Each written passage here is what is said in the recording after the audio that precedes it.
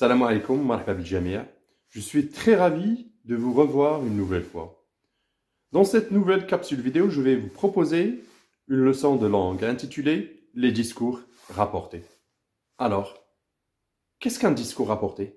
C'est ce qu'on verra après cette intro.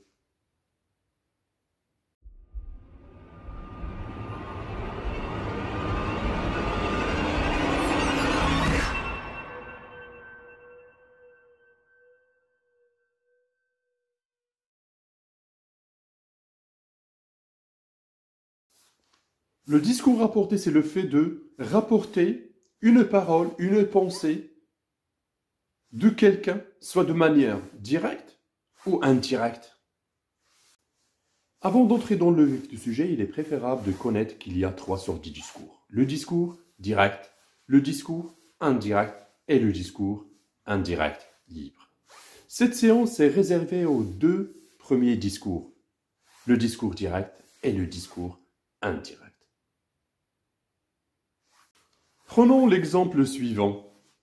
Le professeur dit à ses élèves, vous aurez un contrôle. Qu'est-ce qu'on a fait?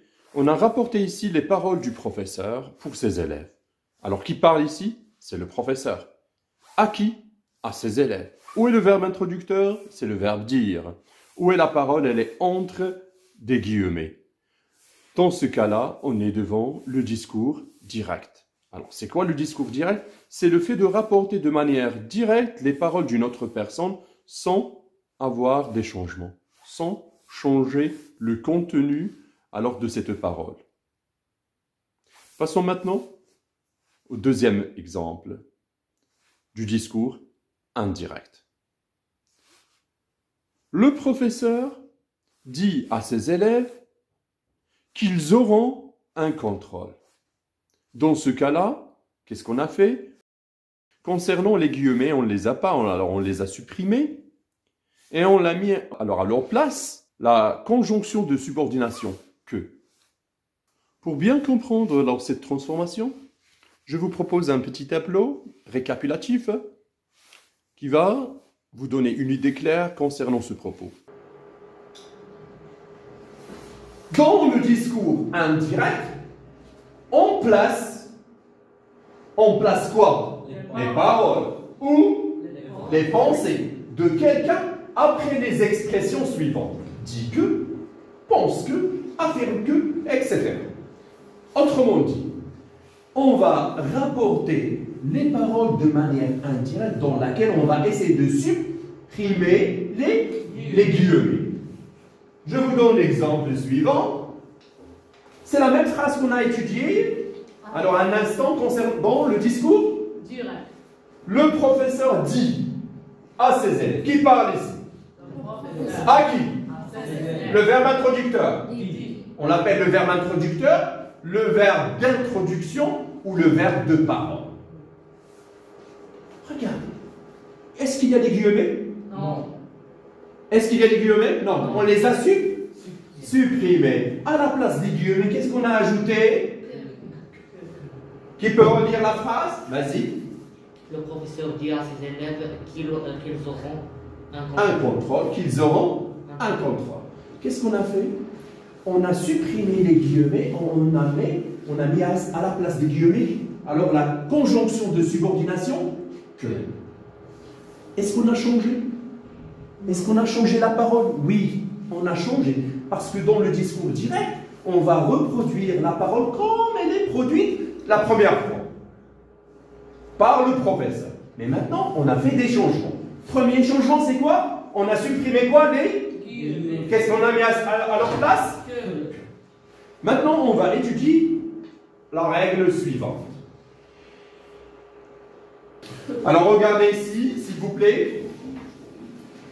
Première règle. Le père dit à ses élèves. Qu'est-ce qu'on a à l'intérieur de la parole? Qu'est-ce qu'on a? Une phrase déclarative. La première règle. Quand on est devant une parole de type phrase déclarative, à la place des guillemets, qu'est-ce qu'on doit faire? Que.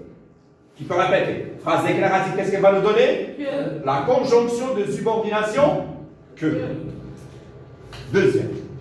Deuxièmement, regardez, le père demande à ses enfants. Qui parle ici? Le père. À qui? À ses enfants. Le verbe introducteur. Demande. Concernant la phrase qui est dans la parole, quel est son type? Phrase interrogative totale. Ça veut dire soit la réponse oui ou non. Dans ce cas-là, est-ce qu'on va utiliser que? Non. Je vous donne un exemple. Le père demande à ses enfants, est-ce que vous avez fait vos devoirs? Regarde, c'est une interrogation totale. Parce que la réponse, oui ou non. Parce qu'ici, qu'est-ce qu'on fait? On pose une question sur la totalité de la phrase, sur le verbe. Est-ce qu'il est appliqué ou non? Le père demande à ses enfants, à l'intérieur de la parole, on a une phrase interrogative totale. Dans ce cas-là, qu'est-ce qu'on doit mettre? On doit utiliser si. Je vous donne un exemple. Le père demande à ses enfants, est-ce que vous avez fait vos devoirs? Qui peut changer? Qu'est-ce qu'on va dire? Le père demande à ses enfants s'ils ont fait leurs devoirs. Alors, qu'est-ce qu'on a mis à la place des guillemets? Si. Quand on est devant une phrase déclarative, qu'est-ce qu'on va mettre? Que. Quand on est devant une phrase interrogative totale, qu'est-ce qu'on met? Si. Troisième des choses, le père ordonne ses enfants. Qu'est-ce qu'on a à l'intérieur de la parole? Qu'est-ce qu'on a à l'intérieur de la parole? Qu'est-ce qu'on a? Une phrase impérative. Qu'est-ce qu'on a? Qu'est-ce qu'on a? Je vous donne un exemple. Le père ordonne ses enfants. Alors, je vais ouvrir les guillemets. Aidez votre maman. Aidez votre maman. Ça veut dire il a donné, le père a ordonné. Alors, un ordre à ses enfants. On a ici un verbe qui est conjugué au mode impératif. Qu'est-ce qu'on va faire si on change du discours direct au discours indirect? Alors, la règle numéro 3, on va utiliser 2 plus verbe à l'infinitif. Ça veut dire, le père ordonne ses enfants d'aider. Ça veut dire 2 plus un verbe à l'infinitif. Je répète, quand on est devant une phrase déclarative, qu'est-ce qu'on va mettre à la place des guillemets? Que. Quand on est devant une phrase interrogative totale, qu'est-ce qu'on met? Quand on est devant une phrase impérative, excellent. Maintenant, je vous donne aussi une autre règle concernant surtout les phrases interrogatives partielles. Quand on a dans le discours direct « est-ce que », alors elle va être « si ». Pourquoi? Parce qu'on est devant une interrogation totale. Mais si on a une interrogation partielle, et quand on dit partielle, ça veut dire on va poser la question sur une partie de la phrase, soit un sujet, soit un COD, un COI, une cause. Alors, n'importe quelle partie de la phrase. Si on a que ou qu'est-ce que, on pose ici la question sur le COD. Alors, on va utiliser ce que dans le discours indirect. Si on a par exemple combien, alors il va rester la même expression. Et ainsi pour les autres expressions de la phrase interrogative partielle. On ne va rien changer. On va laisser l'expression telle qu'elle est. On ne va rien changer. Quand on met la transformation du discours direct au discours indirect. Pour bien cerner ce que je viens de vous montrer, prenons cet exercice d'application dans lequel on va essayer de transformer du discours direct au discours indirect. Prenons la première phrase. Je raconte à mes amis, la police a arrêté le criminel. Qui parle ici? C'est moi. À qui? À mes amis. Où est le verbe introducteur? Raconte. À quel temps il est conjugué? Au présent. Où est la parole? Elle est entre guillemets. Alors on est devant un discours direct. La parole est de type déclaratif. Qu'est-ce qu'on va mettre à la place des guillemets? Évidemment, la conjonction de subordination que. Alors qu'est-ce qu'on va dire? Je raconte à mes amis que la police a arrêté le criminel. Passons maintenant au deuxième exemple. Le maître déclare à ses élèves, l'école organiserait une sortie. Qui parle ici? c'est le maître. À qui? À ses élèves. Le verbe, c'est le verbe déclaré. À quel temps il est conjugué? Au présent. Alors, on ne va rien changer concernant le temps. C'est ce qu'on verra par la suite. C'est ce qu'on verra. Alors, quand on a un verbe introducteur qui est conjugué au passé. Quel est le type de la parole? C'est une parole de type déclaratif. Alors, qu'est-ce qu'on va mettre à la place des guillemets? Évidemment, la conjonction de subordination que. Alors, qu'est-ce qu'on va dire? Le maître déclare à ses élèves que l'école organiserait une sortie. Passons maintenant à l'exemple suivant. La mère conseille ses enfants, ouvrir les guillemets, réviser vos leçons chaque jour. Et on ferme les guillemets. Qui parle? C'est la mère. À qui? À ses enfants. Où est le verbe introducteur? C'est le verbe conseiller. À quel temps il est conjugué? Au présent.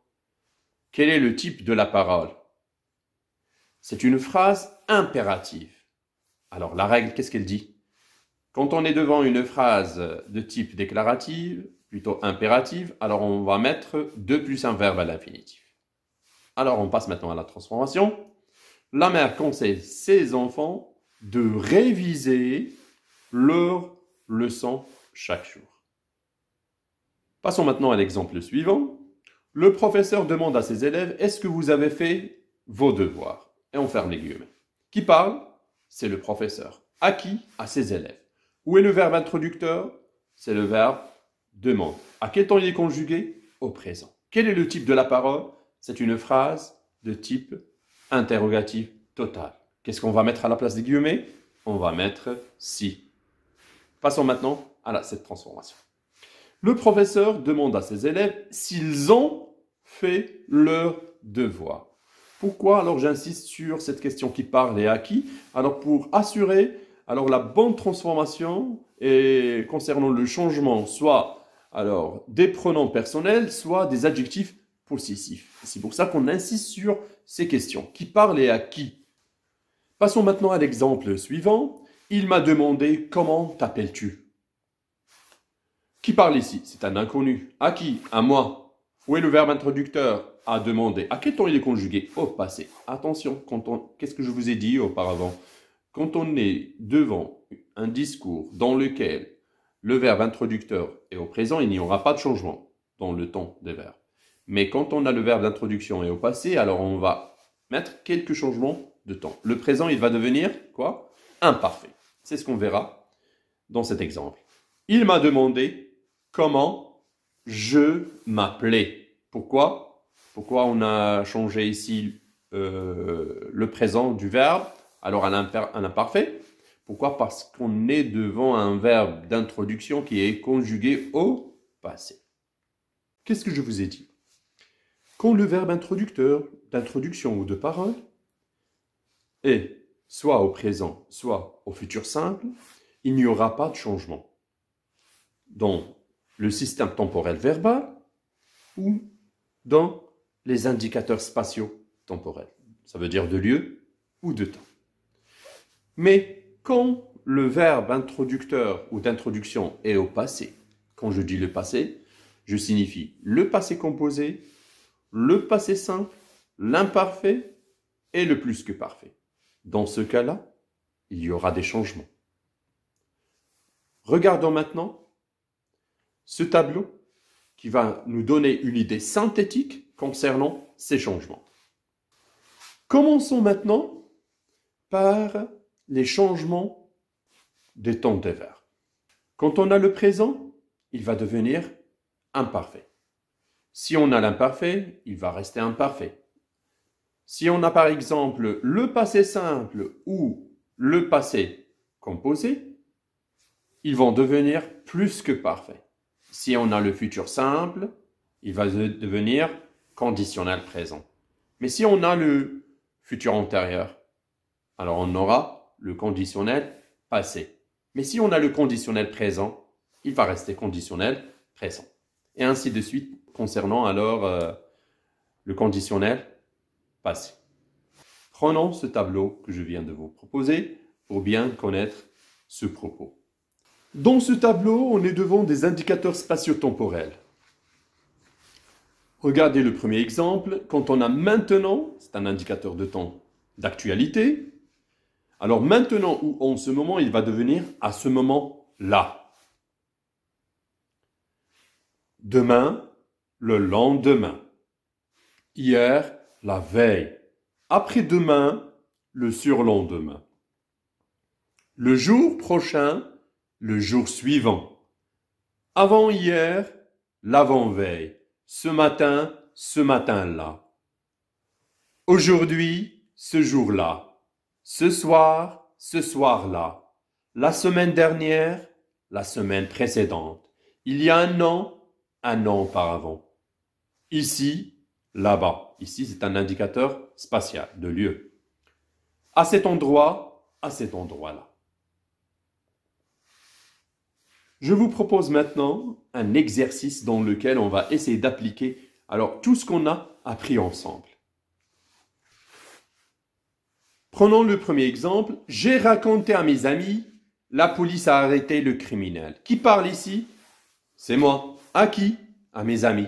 Le verbe introducteur est raconté. À quel temps il est conjugué? Au passé. Dans ce cas-là, on va changer le temps de la parole. Si la parole est conjuguée au présent, elle va devenir imparfait. Passé composé, plus que parfait. Passé simple, la même chose, plus que parfait. Futur simple, conditionnel présent. Futur antérieur, conditionnel passé. Ici, dans cet exemple, la phrase est conjuguée alors au passé composé. Passé composé, impérativement, il va devenir plus que parfait. Qu'est-ce qu'on va dire? J'ai raconté à mes amis que la police avait arrêté le criminel. Passons maintenant au deuxième exercice. Le maître a déclaré à ses élèves, l'école organisera une sortie. Qui parle, c'est le maître. À qui? À ses élèves. Le verbe introducteur a déclaré. À quel temps il est conjugué? Au passé composé. Alors on doit faire le changement de verbe. L'école organisera une sortie. À quel temps il est conjugué la parole? Au futur. Futur, il va devenir impérativement et automatiquement le conditionnel présent. Le maître a déclaré à ses élèves, l'école organiserait une sortie. Troisième exemple, le travailleur a répondu, je fais mon travail. Qui parle? Le travailleur. À qui? On ne sait pas. On ne sait pas qui est l'interlocuteur, mais on sait que le verbe introducteur est au passé. Alors on doit faire les changements du système temporel verbal. Qu'est-ce qu'on va dire? Le travailleur a répondu qu'il faisait son travail. Passons maintenant au quatrième exemple. Le père annonça à sa famille, j'ai acheté une maison. Qui parle? C'est le père. À qui? À sa famille. Quel est le temps du verbe introducteur? C'est le passé simple. C'est le passé en général. Alors on doit faire quelques changements concernant le système temporel verbal. Qu'est-ce qu'on va dire? Le père annonça à sa famille qu'il avait acheté une maison. Pourquoi on a changé au plus que parfait? Parce que dans le discours direct, le verbe était conjugué au passé composé. Qu'est-ce qu'on a dit? Le passé composé, qu'est-ce qu'il devient? Plus que parfait. Prenons le cinquième exemple. Le journal a annoncé. La pluie tombera demain. Qui parle? C'est le journal. Où est le verbe introducteur? A annoncé. À quel temps il est conjugué? Au passé composé. Alors on doit faire des changements concernant le temps des verbes. Le journal a annoncé, puisqu'on est devant une parole de type déclaratif, alors qu'est-ce qu'on va mettre à la place des guillemets? Que. Qu'est-ce qu'on va dire? Le journal a annoncé que la pluie tomberait le lendemain. Tombera, ici, il est conjugué au futur. Qu'est-ce qu'il va devenir? Conditionnel.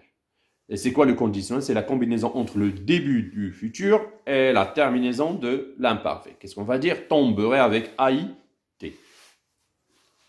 L'indicateur temporel demain, il va devenir le lendemain. Si on a hier, elle va devenir la veille. Si on a aujourd'hui, elle va devenir ce jour-là. Dans ce cas-là, dans cet exemple, on a demain, alors il va devenir le lendemain. Prenons le dernier exemple. La femme a dit, je ne viendrai pas demain. Qui parle? C'est la femme. À qui elle parle? On ne sait pas.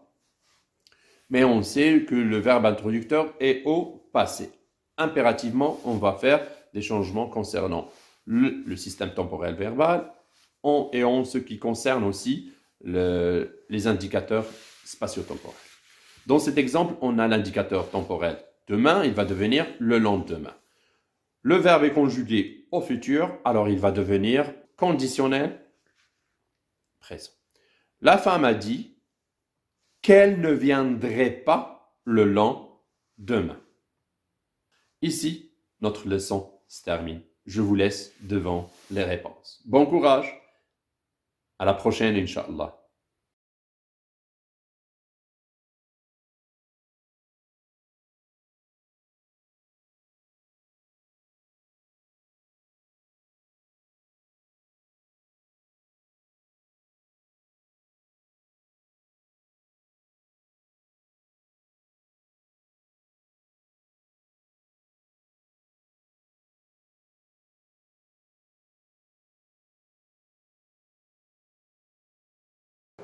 On se verra dans une autre vidéo. À la prochaine. Merci.